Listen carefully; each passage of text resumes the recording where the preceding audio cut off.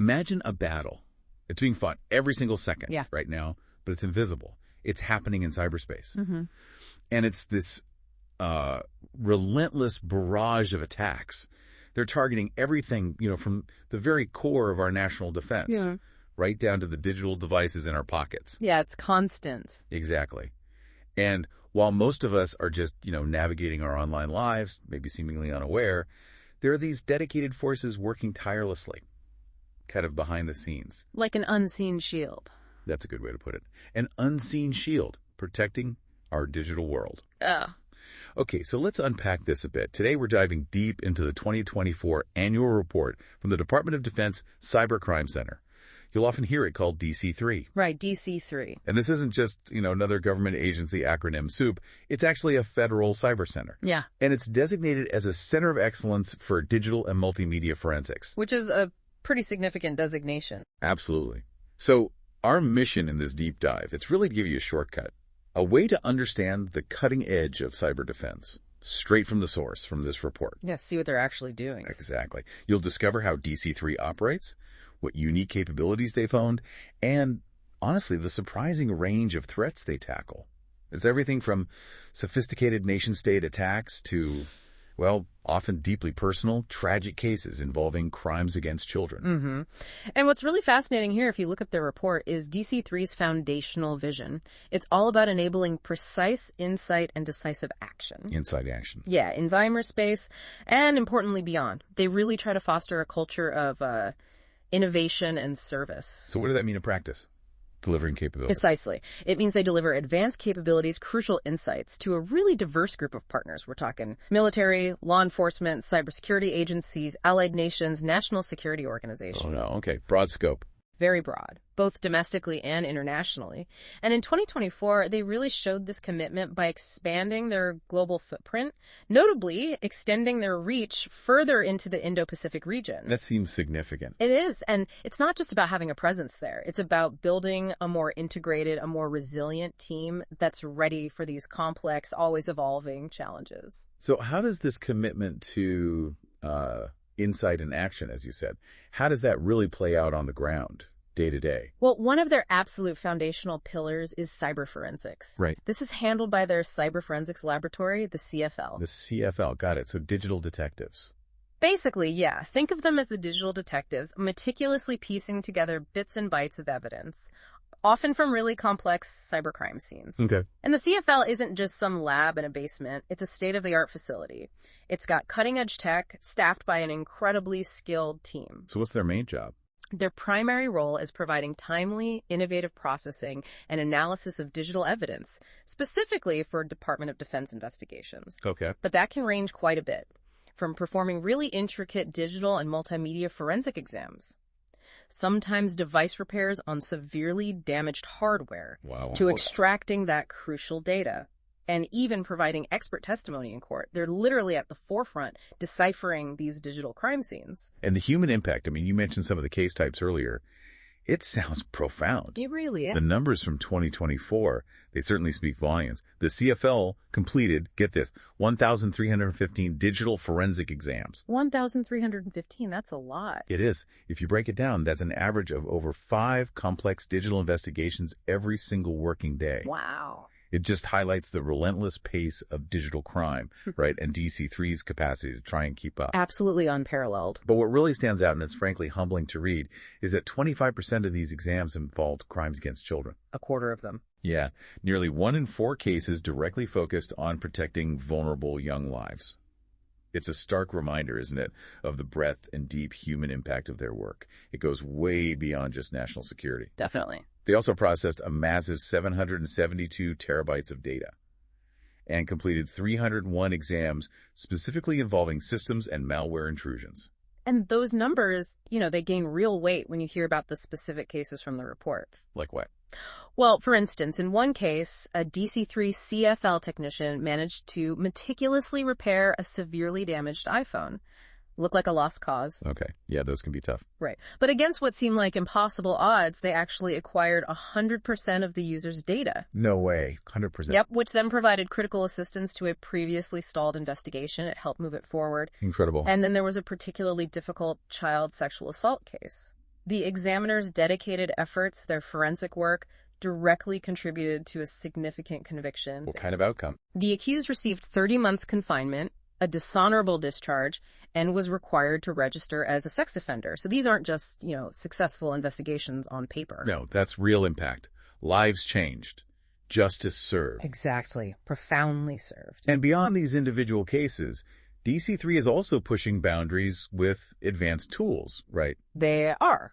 Like their automated malware response application, AMR. Yeah, the AMR. It's seen incredible uptake. The report mentions it exceeded 5,000 submissions in FY24. Which is good, bad. It's an all-time annual high for them. It just shows how critical and, frankly, effective this tool is becoming for rapidly analyzing potential threats. Keeping pace with the sheer volume of new malicious code. Exactly. You have to automate some of this. And their reach is truly global. You mentioned the Indo-Pacific expansion. Right. A key part of that is the establishment of DC3 Pacific. It's in Atsugi, Japan. Okay. And they wisely leveraged existing U.S. Naval Criminal Investigative Service facilities, NCIS facilities. Smart. Makes sense. Very. And this strategic move, it directly addresses the rapidly increasing demand for forensic analysis in the Indo-PACOM region. Why the increase there? It's really a surge driven by the widespread proliferation of digital and multimedia devices everywhere. Right. More devices, more potential evidence. Exactly. So it's a clear demonstration of their adaptability, their responsiveness to evolving global needs, bringing their expertise directly to where it's most needed. Understanding all these complex digital threats, it really does underscore the need for robust cybersecurity, not just for government, obviously, but for every single organization out there. Absolutely critical. And that actually brings us to a brief moment to acknowledge our partners who help make these deep dives possible. We want to thank www.cisomarketplace.com. If you're looking for solutions, ways to fortify your own digital perimeter, they are definitely worth exploring. Check them out at www.cisomarketplace.com. Okay, so moving from that digital detective work. Yeah. Here's where, for me, it gets really interesting. Yeah. We're talking proactive defense now. Right. Shielding the infrastructure. Yeah, exactly. Protecting the very core of our nation's defense suppliers. Right. That seems paramount. And this is where DC3's defense industrial base cybersecurity efforts come in. Yes, the DIB cybersecurity program. Primarily through their DCIs. Is that right? That's it. DCIS, the DID Defense Industrial Base Collaborative Information Sharing Environment. Okay. DCIZ. What's its main function? Think of DCIs as the operational hub for the DID's DIB cybersecurity program. Its critical role is to actively assist DIB companies, that's the defense industrial base, in safeguarding unclassified DoD information. Okay, unclassified but still sensitive stuff, right? Intellectual property. Exactly. IP that resides on or travels through their unclassified networks. And they do this through proactive work. Like developing and sharing actionable threat products, performing deep cyber analysis, offering diagnostics and even remediation consultations for these DIB partners. So it's about empowering that whole defense ecosystem. That's the goal, helping them protect themselves effectively. And the numbers, again, they highlight this proactive impact, don't they? In CY24, DCIC delivered 1,549 cyber threat reporting products and a massive 64,399 actionable indicators of compromise, IOCs. Yeah, those IOCs are crucial. They're the specific digital fingerprints of known threats. So organizations can use them to defend their networks before an attack takes hold? That's the idea, proactive defense. Can you give an example of that in action? Sure. To really illustrate this proactive defense, think about DCIS's critical support against the F5 Big IP Volt Typhoon threat. Okay, I remember hearing about Volt Typhoon. Pretty nasty stuff. Very nasty. Particularly stealthy, persistent, a nation-state campaign designed to embed itself deep within network infrastructure, really for long-term espionage. Okay, so what did DCIS do? What made their response so critical was when they acted. They issued an alert with vital IOCs on January 19th, 2024. And the significance of that date. That was one full day before the widespread common vulnerabilities and exposures, the CVE, was even publicly announced. So they gave companies a head start. A crucial head start. Timely, actionable intelligence. It significantly enhanced the collective cybersecurity efforts across the DIB. They're also getting, it seems, more sophisticated with how they test defenses. This adversary emulation testing, AET. Yes, AET. 2024 was its first full year as an enduring capability. Okay. And it drove 12 cyber resilience assessments, or CRAs. What's the relevance there? Why is that important? Well, these services, they don't just, scan for weaknesses. They actually emulate real-world attacks. Mimicking the bad guys. Exactly. To help prepare DIB partners for things like the upcoming Cybersecurity Maturity Model Certification, CMMC. Ah, okay. Big deal for contractors. Huge deal. And it also allows DC3 to identify common vulnerabilities across the entire defense industrial base. So lessons learned from one assessment can help protect many others. That makes sense. Leveraging that collective knowledge. And building on that proactive approach, DC3 operates the Department of Defense's Vulnerability Disclosure Program, the VDP. Wait, the VDP. This is the ethical hacking one. That's the one. It's a truly brilliant initiative, really. It leverages a global community of crowdsourced ethical hackers, their job, to report vulnerabilities across the entire Department of Defense Information Network, the DoDIN. The whole thing, like everything. Pretty much everything. Critical infrastructure, weapon systems, mobile apps, IoT devices, you name it. Wow. It's like having tens of thousands of vigilant eyes constantly scanning for weaknesses. It offers a really unique layer of defense. Okay, the financial impact you mentioned earlier. It sounds genuinely staggering. Oh. The DIB VDP, specifically for the Defense Industrial Base, launched June 2024.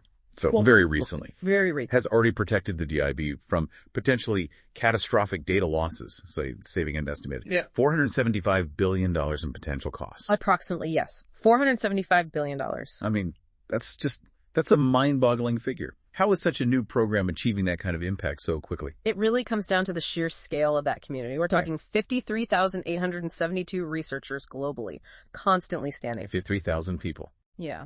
And to give you a sense of that $475 billion figure, that's roughly equivalent to the annual GDP of a country like Norway or Thailand. Wow, okay. Prevented, potentially, through the vigilance of these ethical hackers. It really underscores how leveraging external expertise can be a profoundly cost-effective defense strategy. So what do the broader VDP stats look like? Well, you can see the sheer volume of their work. 592 new vulnerabilities found in 2024 alone. Okay. Since the program's launch, and this goes back further than the DIB part, a total of 6,984 vulnerabilities have been identified. And how many fixed?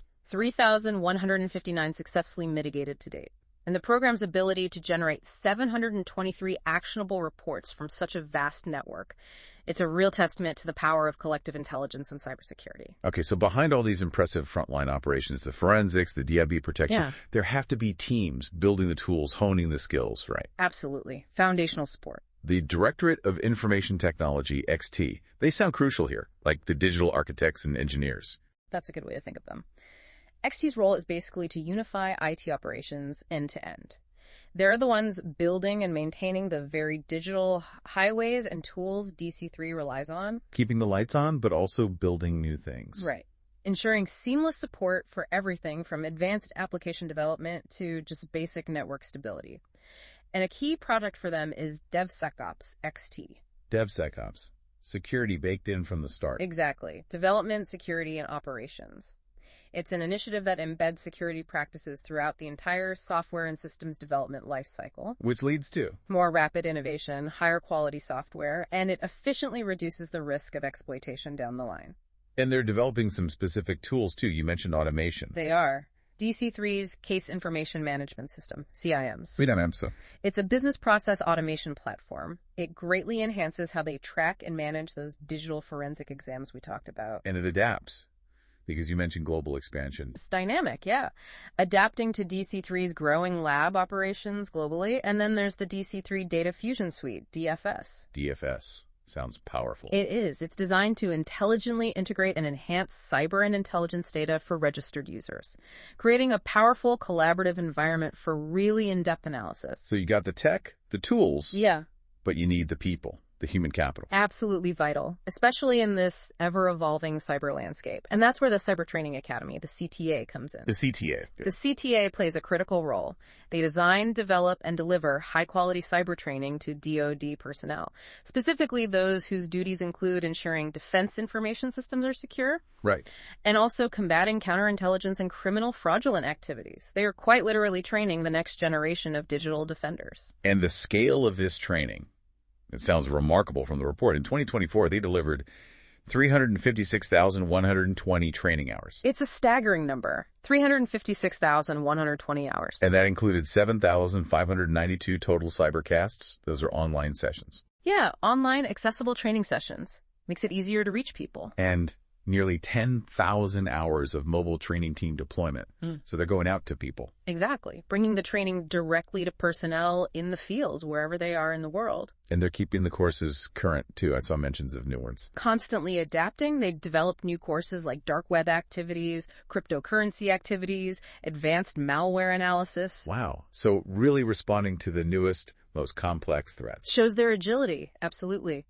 Now, powering much of the advanced analytical work and driving some of that real-world impact we discussed is the Operations Enablement Directorate, OED. OED. Okay, what's their focus? OED integrates and contextualizes capabilities and data sources from across DC3. The goal is to illuminate unique cyber risks and opportunities for U.S. government partners. Making sense of all the data. And connecting the dots. The OEDAG cryptocurrency team, for example. AG stands for Analytic Group. They achieved incredible success in 2024. How so? Successfully tracing over $1.5 billion in ransoms. 1.5 billion. Billion with a B. And they expanded their law enforcement partnerships to over 18 field offices. That's a huge impact on disrupting the illicit digital economy and hopefully bringing cybercriminals to justice. And this isn't just happening domestically, right? You mentioned the global angle before. No, this is truly a global fight. OEDAG analysts, they've been briefing on nation-state cyber activity at major international events. Places like the Sydney Conference, the NATO Cyber Threat Intelligence Conference. Sharing intelligence internationally. Critically important. They also provided key evidence that supported the Department of Justice extradition of a Russian national. This individual was involved in Phobos ransomware operations. Phobos. Yeah, I've heard of that one. Extorted more than $16 million from various organizations. So this level of cross-border collaboration is absolutely essential when you're tackling a borderless threat like cybercrime. And if we connect this back to that bigger picture, the preventative defense, it shows how they're constantly evolving their methods using cutting-edge tech. Definitely. The OEDSCG group. SCG is the Special Capabilities Group. They launched the Enhanced Network Sensor and Intelligent Threat Enumeration Program. EnSight. EnSight. What does that do? This program provides near real-time threat intelligence and continuous monitoring using AI and machine learning capabilities. AI and ML. Okay. Specifically targeting malicious cyber activity against the defense industrial base. It's an example of truly advanced preventative defense that's constantly learning and adapting. And holding all these different threads together, the forensics, the DIB work, the training, the international stuff, ensuring DC3 is connected and effective globally. That's the Strategy and Partner Engagement Directorate. XE. That's XE. They play that crucial role, unifying outreach across the federal government, international partners, public sectors. So the diplomats and strategists of DC3. In a way, yes. Yeah. And their influence is significant. They even supported the rewriting of the National Cyber Incident Response Plan, the NCIRP. Okay, that's major policy work. It is. And they hosted the White House Counter-Ransomware Initiative, bringing multinational delegations together to combat ransomware globally. Wow. Quite the portfolio. It really is. And understanding the incredible scope and complexity of all these digital threats, it truly underscores the need for robust cybersecurity. Not just at the governmental level, right? But for every organization, every individual. Absolutely.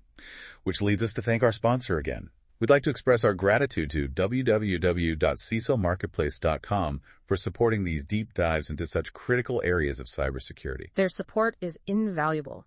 So let's try and synthesize this. What does all this mean for you, listening?